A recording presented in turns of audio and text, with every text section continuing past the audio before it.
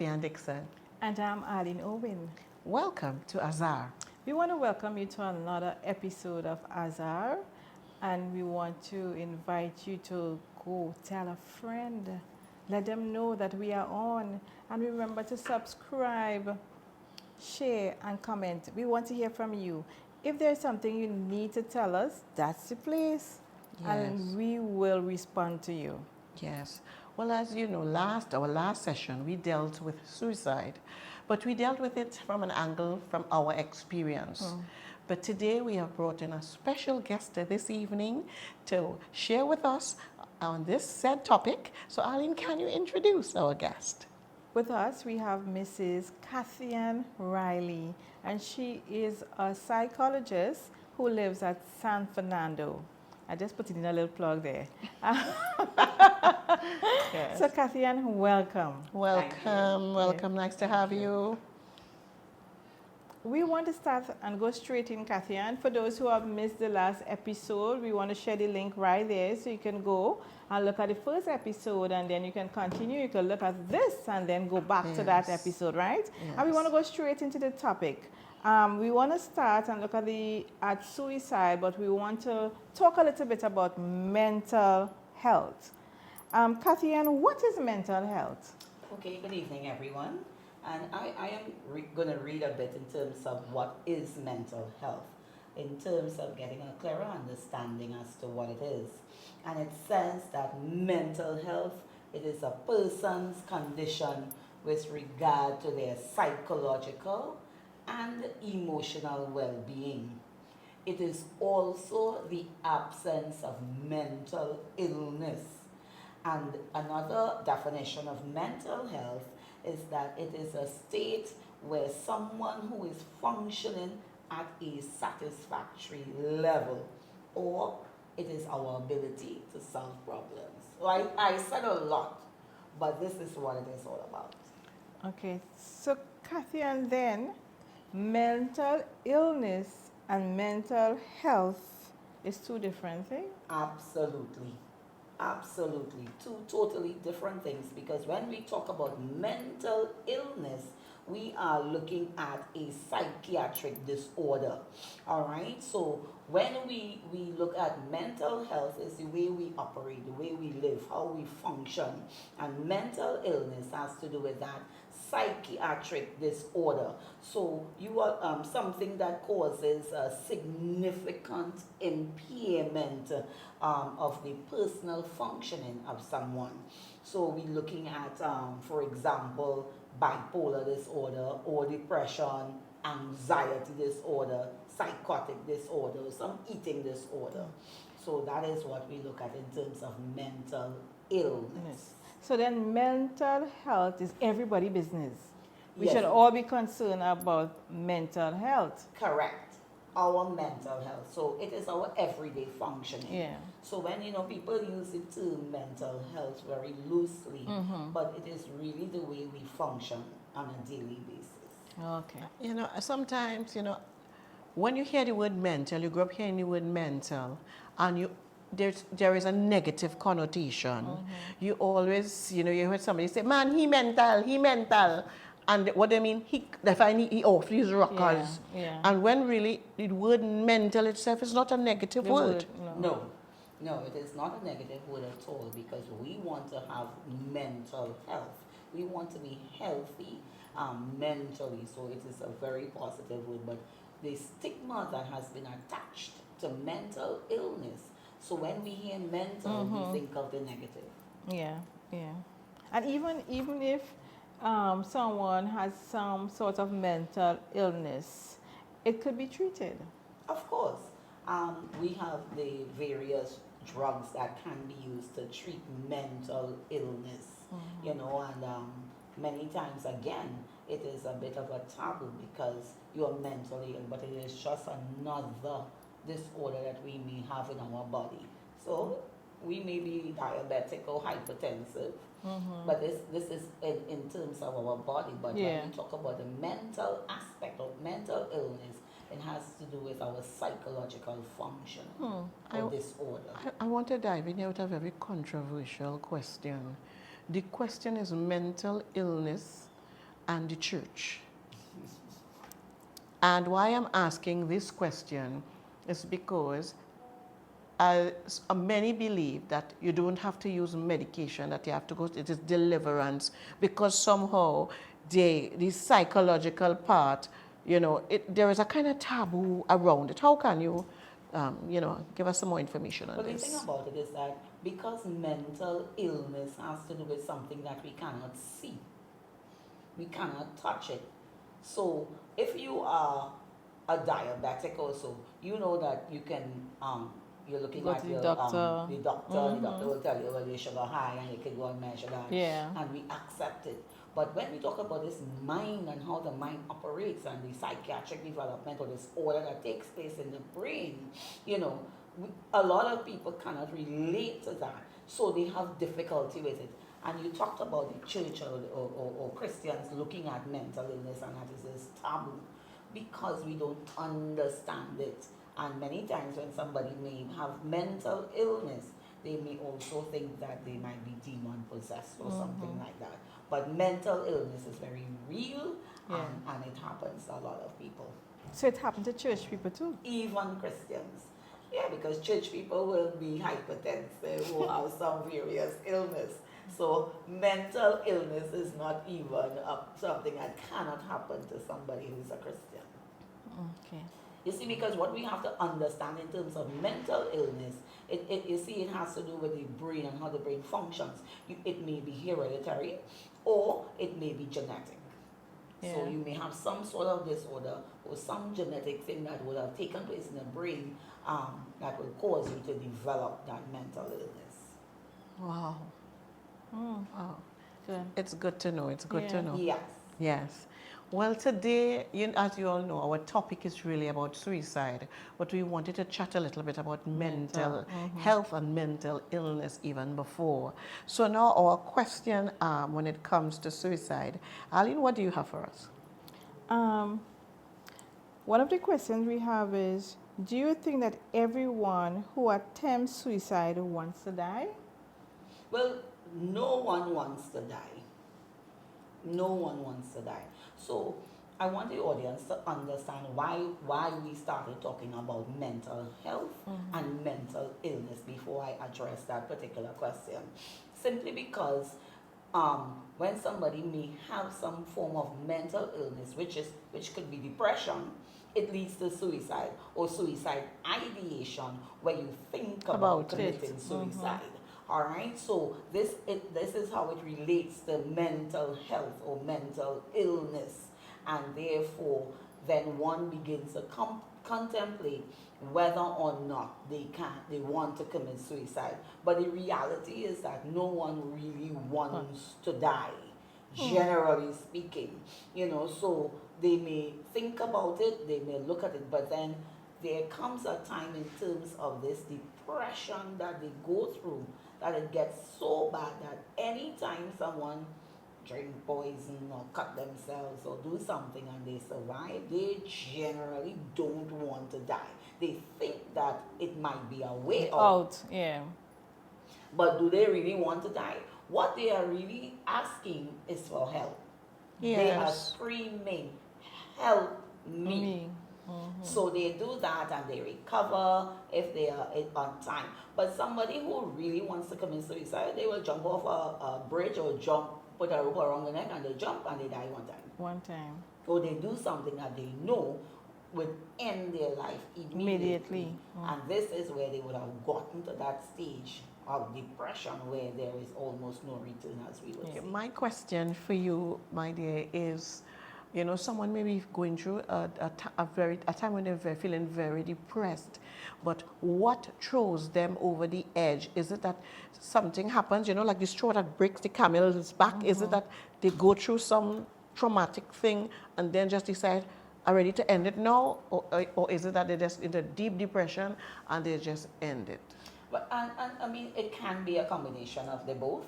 However, most times you find that when they would have gone through the trauma and it is not being addressed, because we encourage people who are depressed to seek help. Yeah. All right. But sometimes they don't, or the signs are there in the home and no one is, they are being ignored in the home, and therefore they continue to go into that depressive state, and eventually you may get a trigger to end it all finally, or may not, because as you go into depression and it goes deeper and deeper, one day you realize, okay, this is it, there is no turning back, I am tired, it's not working out, it's not happening, and then they would commit suicide. And it is very, very, very heartbreaking for the family members. Kathy, if you realize that somebody, sometimes you might see people, it could be in church or in your workplace, and you're looking at them and you can tell that something is wrong. They look depressed. I'm not sure if depression have a look, but you could tell. I look down. Yes. What do you think you should do? It is important to talk to them, because if you recognize that there is something that is happening that is not normal, Yeah. you can ask them if everything is okay. Are you okay? Is everything okay? And sometimes when you ask one question, they may break down and cry because somebody paid attention to them. Yeah. True. Someone asked that particular question, are you okay? Is everything all right? And then it is very important to talk to them, and even if you believe that you are not in a position to help them, you can lead them to someone who can help them also. Good. Yeah. So that is important to do. Yeah. That's great. Question to you. Should relatives and friends blame themselves after their loved one has committed suicide? Certainly not. Certainly not. Because sometimes, again, we don't know how to help this person, or the person may not be even willing to receive the help. Because many times when they are depressed, they don't think that anything much is happening with them or anything is wrong with them. Because remember, when they become depressed, that state of mind is altered. And therefore their thinking is not the way it should be. So they are comfortable in that place that they are in, and they are sleeping a lot, they are always inside, or they're eating a lot. You see the behaviors changing. Yeah. So if a family member reaches out to them to try to help and they don't receive the help, many times they might just push them aside. So if they commit suicide, there is no reason for you to become guilty and believe that, I really saw that sign and I should have done something and I did not do it, because you are not the professional in the home. You see, you can only guide them. All right? So when that happens, there is no reason to feel guilty about it. But of course, members of the family do feel guilty, because the main thing that they look at, I should have known. Or seen, I Or should have I seen should that. have seen, or I should have done something. Because I really observed that they were behaving in a manner that was not the norm for them. But then you can't blame yourself, because you may see people who might be depressed and you may not see much signs. True. Also. True. Yes. And when they don't have all these signs, then what do you do? Yeah. Yes. There is not much sometimes that you can do. So there is no reason really to feel guilty about it. Yes, and in our last episode we mentioned Twitch. This guy from, this dancer who showed nobody. He took everybody by, Surprises, because it's like he's always jolly, he's always on his game doing the same thing, and now he just went and did it. Yes. Yeah. So is it that there are some cases where you mightn't get a sign at all? No, you always see something. It's just that you missed it. You missed it. You missed it. You see something. So while in public, it may not have happened. I am almost sure someone will say, I really saw that at home. that he was Something. behaving in a particular way. Yeah. Or a friend may say, he really talked to me about if he's not around, how we would feel. True. Because people ask these questions normal, Yes. But the reality is that we're not normal. And if I come to you and I say, well, Ali, You know, I wonder if people will miss me if I die. Yeah. You think when I die, someone will miss me? And then you will say, give me easy, and you brush that off. It is Don't brush true. it off. You can't. Yeah. Because especially if the person is young and healthy and vibrant, why Why you would bringing up death? you think about that? Yes. So it says that you are thinking about dying. Yes. You are thinking about that. But the average person would say, oh, Catherine, Yeah. And they make a joke, yes, we will miss you. look, Yes. you know, everybody will miss you, and you just brush that Yes. off. Yeah. But the reality is that they are seeking help. Yeah. Yes. Sometimes, And those are some of the signals that we really miss. and sometimes you see they're giving away valuable things and Correct. things that they really love, and they're like, why you want to give me this, or why are you giving away that, and all of these things. Sometimes we say, oh, that's whoever, they're generous or whatever, but these are things to really take notice of. And many times, sometimes we feel that we don't want to intrude. And this is something that is very real in today's society. Yeah. Because, you know, everybody's private and I don't want anyone to know my The business. business, no. And, you know, I can't afford to approach this person and ask, especially if they are young and their parents are wrong, and it's like, don't mind my daughter's business or don't mind my child's business, you know, because you would have seen something. Yeah. Yeah. Or you may say something to, if it is a younger person, to the parent, and they may not be receptive of Yeah. what you have to say. And therefore, they might, you know, they may have missed that Yeah. sign. Yeah. You know, I heard you say something earlier, and you said things happen in the home, but it is ignored.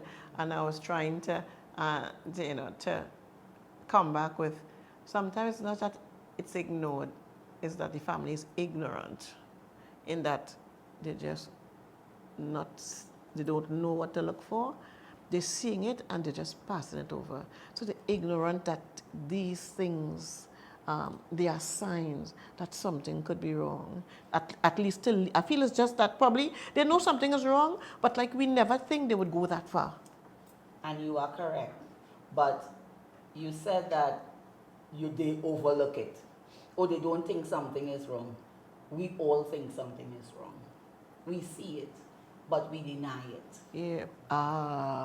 We live in denial. Yes. They wouldn't do that. No, Yeah. I don't think so. Not Maybe. him, not mine, him, not not him, him. not yeah. him, and not You in know, this house. No, Yeah. Not this family. It can't Yeah. happen here. Yeah. No, we go to church every day and we pray. Yes. You know, so that cannot be. You know, that is Yeah. a devil. You know, and we Yes. pray it out and we say that is a devil. Yes. However, they are signs.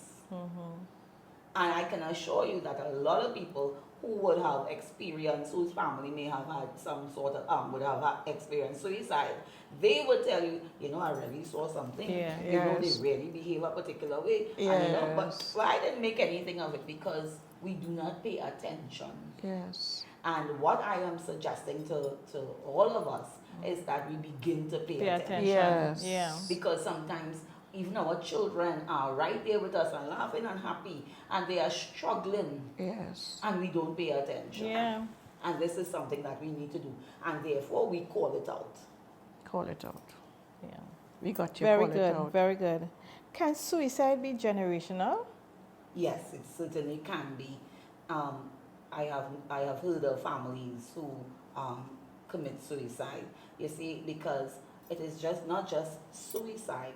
It is that mental illness that will drive them to suicide. Suicide, yeah. So they would be prone to that behavior in terms of how do I deal with a particular problem. I can end it by suicide. So that comes down through the generations because they are unable to cope with what is happening with them. So it passes on from one person to the next. Aline, that question, when you say generational, I'm wondering if it's going down that way. Could it be in the family? For example, my brother committed suicide, and my first cousin died that way too. 2 sisters, children. Can it be in the family?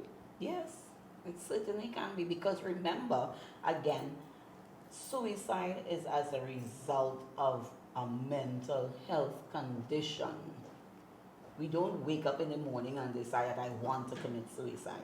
So like I said, for example, if this mental illness has to do, or some mental health issue has to do with genetics, it's in the genes, so you know it is family related also, and how you process information, how you deal with things.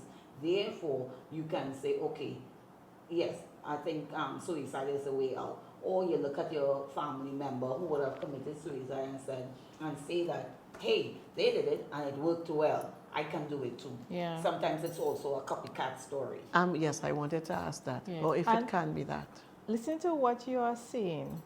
I'm really leaning towards the coping skills. They weren't able to cope with the situation, as far as I see with our relatives. They weren't able to cope with what was happening with them at the present time. Yes. So their coping skills was not where it was supposed to be. Yes. And there is where we have to really help our young people so that we teach them how to cope when something is difficult, when they have to make decisions in their life, and also to reach out for help. Yes, and this is important. You see that coping skills.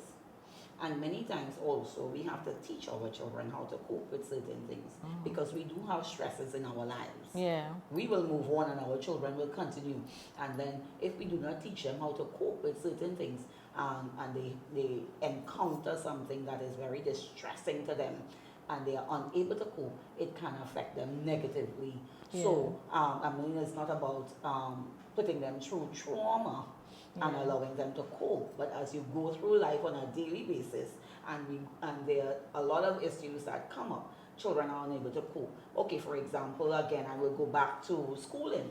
A child is in school, and the pressures of exam, and the parent is saying, well, you have to be a doctor, and you have to make all the A's, and the poor child can't even cope with sciences, all right, but they are good in business or something like that, and this pressure is on the child to cope. Yeah. And that child is struggling because they want to please Please mommy the and daddy, parents. Not to disappoint. not to disappoint them, and then they need to perform. But this Yeah. is not what they really want to do, but this is what they want to do. So you see what is happening with the child's Yeah. mind. So then they become depressed. Yeah. Because I really don't want to be doing this. I really don't want to be this type of person. This is who I really want to be. Yes. And then they start resenting their parents. They start resenting school. They resent life Yeah. Yes. because of the pressures that are meted out to them by their parents or Yeah. someone else. Yes, I remember a tale, or it's not really a tale, something that happened in Trinidad some years ago, where this girl, well, let us say a UE student, she committed suicide. And when they checked the background of it, she pretended to her family that she was going to UE, that she got into UE, and that she was going every day because she knew that is what They they wanted. wanted. But when the pressures hit coming down to the landing, that oh, you must bring something to show that you went, For 3 years. she couldn't present. So instead of disappointing this family, she decided to commit suicide. And that to me was a sad situation, Yeah. that you would have to lie for so long and pretend you're going to school. And again, I would ask the question, what went wrong with the parents in terms of looking at the child? Did you not realize that the child was not going to school? Did you not ask any question, how is school? Could I see your grades? Could I see this? And having that conversation. So you just tell a child, go to school, and here it is, you left the child on their own, Yeah. and you say you gotta succeed. What happened in that relationship for the last 3 years is the question I would ask. And therefore, this is again where we were talking about parenting and what we do and understanding the child. Yeah. And if you are not communicating or develop that relationship with the child, so even if the child is struggling with something, they can say, mommy or daddy, I am not coping well. Yeah. I am failing. I Yeah. am not successful. And therefore, based on that, you can respond. Because you will observe your child. You will see what is happening with your child. And therefore, when that happens, you address it accordingly. Yeah. Got You know, Kathy, and recently I heard this story also, and it's with dealing with coping, and sometimes, like I said, we miss, but sometimes then too we are there so much. Where this young lady, she's around 20, and she has to go to UE now. And her parents say, well, no, you'll have to make a little food here and there, a little do your laundry and everything. And she got anxiety from that because she said she never did anything in her life, and now her parents want her to do that. Yeah. And we like, you are 20.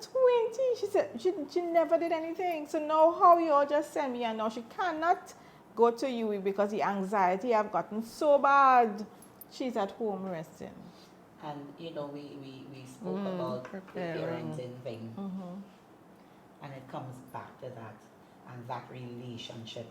I also know of another young lady, brilliant, like distinctions in A's, and she could not cope at UE simply because of the fact that she did not know anything about that life. But the parents, I know one of the parents well, I knew one of them well, and they just simply spoke about the child is bright and the child is good and she's going to go UE, and they were focused on one thing and missed all of the other things that in terms of preparing that child to go to wholesome development. That's right. And I always tell people it comes back to parenting. It comes back to understanding the person that you're living with, the child. And if you have that relationship, you should be able to see signs of any form of deterioration in terms of their coping skills. Yes, agree. Yes. To do that. Yes, and we are using the word coping skills. And it has been said through statistics, through research, that more men commit suicide than women. Is it because men don't, as we think that they don't talk a lot, or they have not been taught to cope with the pressures of life? Men have been socialized not to talk, not to cry. When you think about children, when a boy gets licked or something happens and they come crying to you, you're like, boy, why you crying? Boys don't cry. Yeah. And we tell them that. So we socialize them where they should not come to us. But the little girl now, the sister now, got the same injury, crying and bawling, come. Kissing it, and you're kissing it and all. I'm so sorry, and we ban and say, okay, we go back and play now. Yes. So what did we do there? Yes. We taught that young boy that he can't expressing hurt himself, yes. it is not the best thing to do. Yes. He cannot complain. He should not talk. He should not come to mommy and daddy with something like that because you're a boy and boys don't cry. Yeah. So what we would have done, we would have socialized them to not to be able to cope with situations in their life. Who do they talk to? Another thing again, another example. For example, something happened to the young man. Girls we talk, women we call one another. Man we talking down the line. Yes. But no man ain't going to talk like that. They talk only in the barber shop. Yes. Right? And then it's a general thing they talk in the barber shop. Yeah. Alright? But you know what? They're not going to tell their partner that, hey, boy, something happened home and my wife treat me so, something happened. And I wasn't happy with that. If they do that, you mad or what? Boy, you're crazy. And they ignore their own friend. Yes. Because none of them were able to be allowed to express themselves. True. And to cope. So when things happen, they're not going to talk because they should not talk. It is not good. So when you hear about men being abused by even their wives, they're not going to complain. Because I understand sometimes in the police station they would say, they don't want to hear that. You're a big man, you let your wife be big man, get out of here. Yeah. So they are not given the opportunity to even complain. Yeah. So if that is the case, men have feelings like women. And they are simply not allowed to express themselves, to complain, and therefore unable to cope. So it's easy for them to commit suicide faster than women, or more than women. They do it more than women. Nobody are listening to the men. True. But you know what? Again, we need to listen to our sons. Yes. Catherine, we have another question for you. Shall we, as parents, talk about suicide in our homes, or would talking about it make our children inclined to go and do something that they shouldn't do? I will not talk about suicide generally. I don't think it is advisable to talk about suicide because, again, if we don't know how to talk about it, and you have a child who might be prone to that, or who might be going through some form of depression, you may be giving them an idea Yeah. rather than preventing them, because we are not sure and we are unable to really talk about it in a meaningful way that will help them. So basically, I would just talk about issues that you may have and that they are free to come to you and talk. You want to be able to have that open relationship with your children so that they can come to you about anything that happens to them, whether it is good, bad, as we say, or indifferent. Yes. And in that case, if they are feeling depressed or anything like that, they could bring it to your attention first, and then you can direct them for help, Yeah. or you can work with them also at home, and therefore it will prevent suicide or any form of suicide.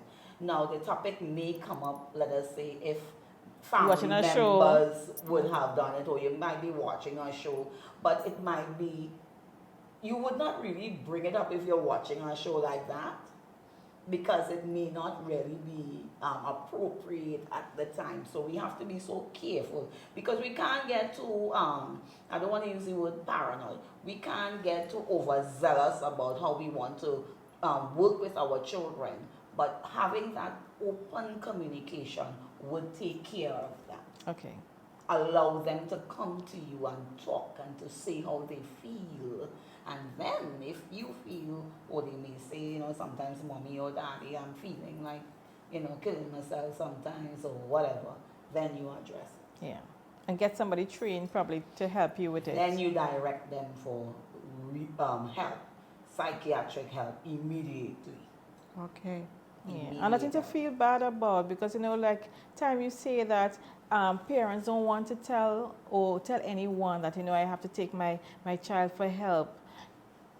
It is nothing to feel bad about, because if something is wrong with your body physically, you take your child for help, you take yourself by the doctor. So we want to encourage parents, if you realize something is wrong, take your Deal child. with it early. Yeah. Yes, because it is a taboo to do it. Yeah. And it is okay to talk about it. It is okay to say that, my child did not cope well, and, my child was diagnosed. Yeah. And you see, sometimes when we are able to freely talk, it gives us that freedom to express and to feel comfortable Yeah. with it. And I can give an example, because she always gave me permission to talk about it. One of the members of my family, she was diagnosed a couple of years ago. And of course, her mom lived in denial, did not say that she had mental illness, did not say it for years. Now, this is a brilliant young lady, an attorney at law, everything, brilliant. And the whole idea is that the shame that comes with it, there's that shame, and then eventually one day the child decided that she's going to talk about it openly. And she did that when she completed her master's degree and she graduated with distinction. This is someone who was diagnosed with mental illness. And the thing about it is that it is only then the parents started saying, well, yes, she was diagnosed, with that mental illness. And she's no different from anyone else. True. Yes. With treatment and everything, you can live a normal life. There is absolutely no shame. She is high functioning, and over the years, she has improved tremendously. And you ask the question about the Christians and how we feel about that, and the taboo about whether the person is demon possessed and all these things, and she will tell you, because she serves the Lord, very, very much serving the Lord, that she knows that she's not demon possessed. You understand? So, and that she can cope, and she can understand and function in society like any one of us. Yes. You know, I'm sitting down here and I saying this conversation is so important, Katian, and it's so much we can learn as people of God too. And as parents, we could really sit and think about what we are hearing here, because I'm hearing Katian speaking and my mind is going, and I'm saying, you know, sometimes we see things and we approach it the wrong way because we didn't know, or we see things and we miss because again we didn't know what to do. But having this conversation and putting this out there, this is also, Katya, in a way that we can help cope, because knowledge can help with your Yes. coping skills. And because we have the knowledge now, we know if we are not trained, we know where to go to. And listening to Katya, and we are hearing some of the signs, some of the things we can do to help cope with some situations. Yes. And what is important, and thank you for saying that, what is very important is that you are not alone. Yeah. Always remember that you are not alone, because there are so many young people out there who have some form of mental illness, and we just hide it. Because I can tell you, when we talk about mental health and mental illness that may lead to suicide and all these things, and that can be prevented, this starts from childhood into adulthood, you know. I have seen where very young children who are in primary school would have displayed some form of mental illness. Yes. And therefore, we have to be aware and understand that you are not alone. Because we will go in a clinic for diabetes, for example, and you meet a lot of people and we're talking and we're laughing. But then if you have to go in a mental institution or some by a psychiatrist, you don't want anybody to know that you're going there. You're hiding. Yeah. Yes. Yeah. Generally. Yeah. But we need to be more open Yeah. about it. Yes, I think somehow society has made it so hard that as they hear the word mental again, Yes, you they don't hear want to be St. Anne's associated. Hospital, they hear Ward 1 Yeah. in the hospital, and they just see like somebody running down the road, a Yeah. lunatic. Yeah. And they're not realizing you can be a productive person in Yeah. society, Yeah. as we Very heard with productive. what you just shared with you know, with the young lady, and just know that you are dealing with an illness, Yeah. and it's just Yes. it needs to be treated. Treated. Illness of the mind or the brain, because sometimes one of the causes of it too has to do with a chemical imbalance. Imbalance. Yeah. Yes. Yeah. So you are living your life normal and you are Yeah. happy, and then because you didn't cope or some trauma took place in your life and this thing went off course, you are not even responsible for what would have happened. So true. So that is something that is important. You know, did you cause this? But then you have cases of rape and abuse and stuff like that would have caused the behavior. Yes. Yeah. You know, so we have to understand it, assess it, and treat with it accordingly. Yeah. Yes. We have one more question for you, Kathy Ann. And the question is, and if I can, I really need my glasses. What do you think is causing an increase in suicide among young children? It comes back to be not being able to cope.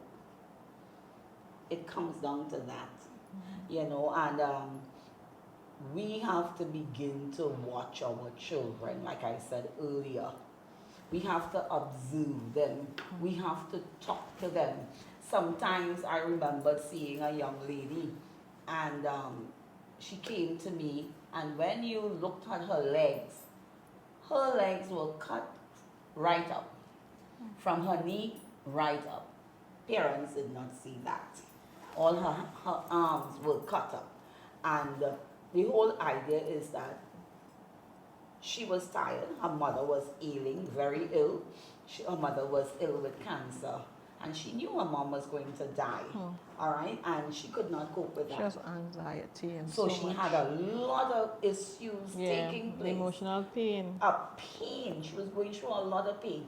And what they believe is that when they cut themselves, when the blood flows, it will remove the pain. They tell you that when they see the blood, they feel a lot better. And the thing about it, the other aspect of it is that it seemed to be where a lot of them come together and they make a decision that they're going to cut So, themselves. yeah, they make a pact. That's right. So it is also something that you look at, and even on social media, that Yeah. contributes to all of this Yeah. behavior. I know of someone who wanted to commit suicide simply because they were not dating really, but were very close friends with someone on social media, some part of the world. And here it is, the person committed suicide, and they wanted to commit suicide also. They got depressed because this close friend that they met online Fine.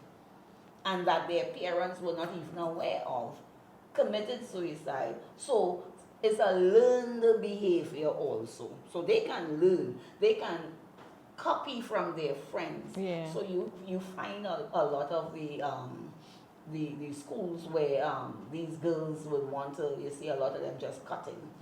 To me, it seemed as though it was like a style to cut. But do they really want to commit suicide? No. So what we have to do is, when these situations come up, and it may be where they are unable to cope, there are some pressures, whatever they may be going through, or they may be copying. What is very important is that we investigate. We talk to them, we ask all the questions so that we can know what is the real reason for this behavior where you want to commit suicide, and then allow it to be addressed. Yes. Get help. Yeah. Seek a professional help. Yeah. We don't leave it alone. Sometimes people may say, oh, you're paranoid and nothing is wrong with the child, or but we have this instinctive kind of a behavior that when we see something, we know it doesn't feel right. Yes. That don't feel right Feeling. Yes. When we get that feeling, Kathy Ann, we need to do something about it. We need to at least ask the question. But sometimes, again, to the way in which we ask the question, we will get a response. So if you're not too sure, if you feel that if you ask this question because you observe your child behaving in a particular way, may come across the wrong way, run it by a good friend, run it by someone and say, I observe X, Y, and Z, and I don't know how to approach this situation. You can kind of help me and tell me what to do, or how should I do it, because you don't want to talk to the child and then the child is resentful, or the child doesn't like what you would have said, and then the child makes things worse. isolate. Because we have situations like that where the children isolate themselves, and again, the same thing that we spoke about, they will go in their bedroom, close the door, and they spend the entire day there. But sometimes we happy as parents, why? Yes. Because we say they're inside. So we do be happy that they're inside. They're not outside on the streets getting into trouble. But when they're inside like that, we need to know why. Why? True. Because it's not. And what they're doing, look up inside That's too. right. Because we were meant to socialize. Yes. Yes. We are social beings. So when you isolate yourself, that's a red flag, and it needs to be addressed immediately. Yes, I know we are coming down for a landing, but I want to throw a question at you. It may also be a controversial question. I know that we said that it's mental illness behind suicide, but if you go into, let's say, a school, a form of it, and you see 1 child, 2 children, 4 children, 5 children committing it, do you think that there could be a spirit behind suicide in a case like this? That's interesting. Would I use the word spirit? Yeah. I'm not too sure if I would say that. However, I would say that the children may copy it. Or you have situations where when one child behaves in a particular way, you gravitate. It's like misery loves company. So everybody have the same problems, and you hear it happening a lot. So they may gravitate to each other because they all have the same issues at home. They can tell you that their parents are pressuring them, or their mommy and daddy always fighting, or something is going on in home. And really, my mommy too, my daddy too, my house too, and everybody become friends. Okay. And they may decide to come together now, and they would say, okay, how do we cope? How do we deal with this? let's start cutting. And this is where the cutting thing starts. Yeah. They start doing that, or they start the suicide ideation. How can we come together like a pact to end all of this trauma that we are going through at home? Yeah. Because you might be attracted to this person who is depressed because I am depressed one. I wonder if she's feeling like me. So we can talk about it. She will understand how I am feeling because I too feel that way. Kathy, you know, sometimes too, you will hear that people saying they heard voices telling them to do things. And then, like you see a certain time in the nation, different, they may not be in the same school, but different people, different area. And there's where we might think about that there's a spirit roaming. And like we say in Christendom, Yes. and a spirit is being released, this a spirit of suicide. And I'm not sure what you think about that. And I mean, there are two sides of it. And as a believer myself, Yeah. of course, you know, we know that there is a spirit behind a lot of these negative things that take place. And therefore, again, we have to work with our children and cover them. Yeah. We have to support them. We have to protect them. We have to be praying for our children regularly. All right? And so that is one aspect of it. And then the other aspect with social media, believe me, they communicate. So one school is doing it, it catches on to the other school. Then the other school is doing it and it catches on to another school. And therefore, everybody doing it in different schools. Yeah. I think... And we see it with the fighting in the schools. Mm-hmm. That's right. Remember there was a situation where students were levitating, is the word? Yes. Yeah. That is demonic. Yeah. It is totally demonic.